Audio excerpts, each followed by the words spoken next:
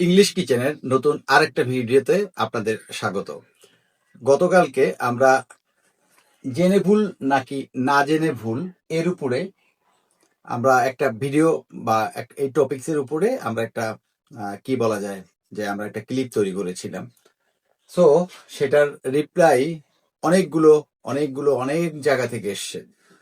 So তারই বা সেই সিকোয়েন্স ধরে রাখার জন্য আমাদের নেক্সট স্টেপ বা সবার অনুরোধ ক্রমে আরো কিছু শব্দ যেগুলো আমরা আমাদের অজান্তেই ভুল করে থাকি বা ভুল বলে থাকি।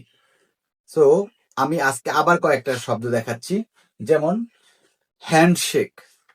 আমরা যখন কারো হাতে হাত মিলাই আমাদের যেটা করি আমরা সেটা হলো হ্যান্ডশেক, বাট আমরা উচ্চারণ করি হ্যান্ডশেক, এই জাতীয়, যেটা ভুল। সো আমি নিশ্চিত এরপর থেকে আমরা এই ভুলগুলো আর করবো না। Handshake. Next, engine.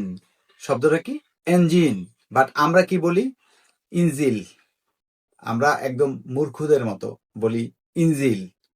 So definitely এরপর থেকে আমরা এই উচ্চারণগুলো করব ইঞ্জিন। Next, Dubai. একটা দেশের নাম দুবাই, আমরা হরহামেশা বলে যাই দুবাই গেছে, তাই না? অমুক বাড়ির অমুক ছেলে দুবাই গেছে, বিষয়টা হবে কি? Dubai. Next, Farmgate. Right? আমরা সবাই চিনি, একদম ঢাকার প্রাণ কেন্দ্র ফার্ম গেট, বাট আমরা উচ্চারণ বলি কি? ফার্ম গেট। এটা কি হয়, এটা মানুষ কথা বলতে বলতে বলে ফেলি, বাট মানে এটা আমাকে আমি নিজে ছোট করি। এরপরে মালয়েশিয়া। শব্দটা মালয়েশিয়া, বাট আমরা বলি মালয়েশিয়া গেছে, তাই না?